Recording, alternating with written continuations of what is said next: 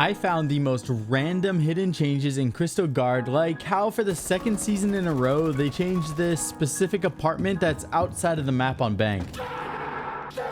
You know, just the most important things that are coming to you when the season drops. So let's get into some more random changes. If you like this video in any way, please consider subscribing. It's free and you can always change your mind. We're on the road to 2 million subs. The goal is to get there this year. We'll see what happens. Now, even though I do really like the new floating kennel sky castle for Sam Cams that's in Clubhouse, probably not going to make it to the live build. So a change that is coming to the live build is that now you can't really grief teammates by smacking them in the face with your gadgets. The gadgets are going to just straight bounce off of teammates or just straight up go through them sometimes. It still does do damage to enemies though, so if you have them down, you can still hit them in the face with a Grismont mine and get a kill. So now Shibs might be the only one that's upset about this change. I'm more sad about the loss of the Yana ACOG, but anyways, her endgame pose is no longer going to show the dump truck and it's going to be more of a standard pose. Now, you might be wondering what that little icon in the top left of my screen was in the last clip, and that right there was the logo of the amazing sponsor of this video, G-Loot. G-Loot is a platform that provides free-to-play and pay-to-enter challenges and competitions. You don't ever need to compete for money, but if you ever feel ready and want to put your nutty skills to the test, then there is the opportunity to do so. Like here, check me out doing the 2K challenge that I selected for warm-up. Bruh, what happened there? Someone got freaking murdered. That's a blitz. All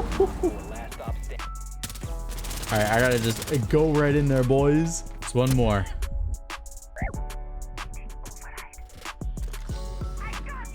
Okay. Oh, I thought that was a headshot, but that'll work. Easy clap. It's really easy to get started. You just create a free account and download and install the G-Loot app. Select the game you want to play, which I'm guessing is Siege, and then you play with the app running, and then you'll get notifications in-game for your progress, and you can also use the in-game overlay like you saw on my screen to opt into challenges without ever leaving the game. There's tons of different ways to play, such as solo challenges or things like get 6 kills in a match. There's sprints, which are micro tournaments and have really large prize pools, and these usually have an objective like get as many kills as you can in 2 hours. And then there's their newest challenge, which is Versus, where you go head to head in a kill race against another G-Looter, and they all make this really easy to withdraw winnings because they support PayPal. You can click the link at the top of my description box if G-Loot sounds like something you may be interested in, and you'll get a $2 welcome gift when you complete your first in-game challenge. Thanks G-Loot for sponsoring. Now let's get into the next hidden change. We got an entire rework of the main menu where all of the tabs are pushed to the very top. There's a new icon for renown boosters, an entirely new look for the settings drop-down menu, and we even got a few new options in here that I didn't see posted anywhere. But yeah, we finally got an option to be able to control the FPS limit, and we even got a new benchmark option on the bottom right of the settings menu. Will there be more options in the streamer mode tab when it comes out? Probably not, but I hope so. Quickly going over the mute changes that are happening with the new season.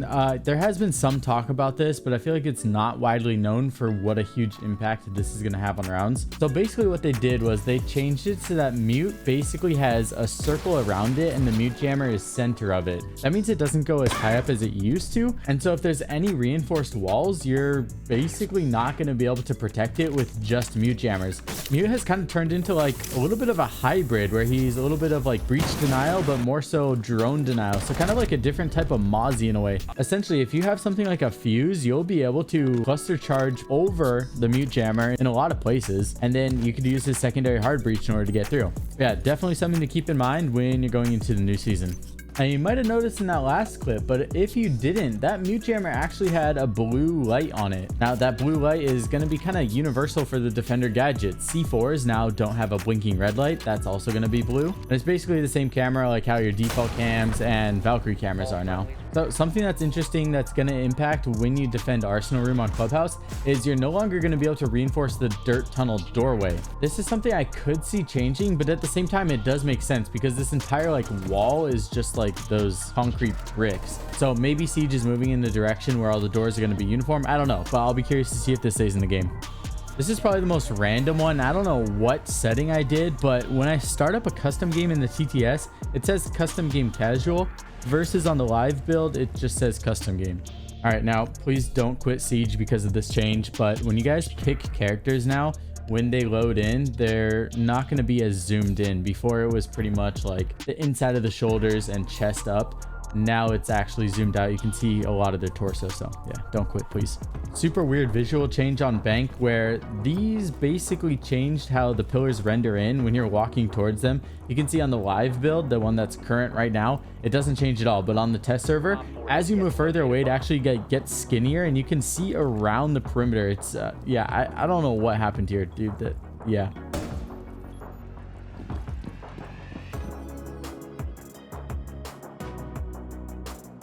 This is a big sad one for me because this one kind of just brings back like pure nostalgia. But in stock trading room, they actually changed the stock trading room like support beams where they now travel north to south instead of west to east. This is something that I used to do like way back year 1, year 2, and you used to be able to get so many kills on people entering this window. And it's just one of those things that it's kind of sad to see go, and it's super random. But yeah, you're not going to be able to make these like crazy vertical angles anymore. Another random change you got to know about on banks so that you don't just run outside and die. They patched our spawn peak to back alley through the pixel underneath the fence. I swear every season there's at least one random gadget icon that changes. This season we got a new Twitch one, but kind of makes sense. I guess it goes with the buff, but I mean, yeah, I don't know why, but yeah, they changed it. Now, obviously the 3 map reworks that are coming are coastline, clubhouse, and bank. But there are some really minor changes that are pretty interesting on each of them. So I'm going to rapid fire just some of the quick random changes that aren't really talked about. So first off, you saw in that clip, there's no more tub inside of the bathroom by penthouse. We're not going to be able to vault up, place a Malusi trap or anything anymore. The wall in blue bar is 1 layer wood, 1 layer drywall. They completely eliminated the drone hole going from billiards room into aqua. And for whatever reason, you can't vault out of the north hall window during the prep phase. That's probably something that's going to change. But yeah, super random. All right, big news, boys.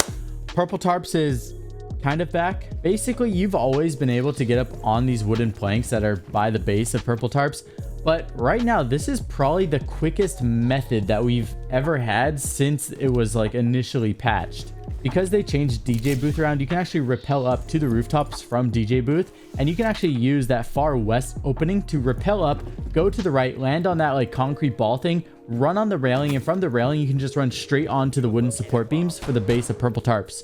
Now, the purple tarps themselves don't have collision with your character models, but they do have collision with gadgets. So you could drive drones up here to the rooftop, or something that was kind of funny that me and Gustus were doing where we were placing an OSA shield in the front of the purple tarps, and then we were moving behind the purple tarps. And because the purple tarps aren't bulletproof, we were kind of using that. But at the same time, because there's no collision, we were like hiding our body in them. And I think that something like this could actually be pulled off in ranked. Not to mention, even if you aren't OSA, anybody that's just running around on the wooden support beams can see that really common rotate that goes between billiards and hookah. So yeah, just a really strong angle overall, and it's probably not going to be expected for at least the first few weeks when the new season drops. All right, so this one's super random, but I mean, huge shout out to Reddit user RealArt602. Now, Osa is part of the Nighthaven group, and he noticed that there's actually no Nighthaven logo when you pull up your phone. So that makes the only Nighthaven op to not have the Nighthaven phone on their display. Anyways, you guys, that's going to wrap it up for this video. If you found any hidden changes that you think are funny, make sure to comment them down below. I'll see you guys all very soon in the next video. Huge thanks to G-Loot for sponsoring. Love you all. Peace.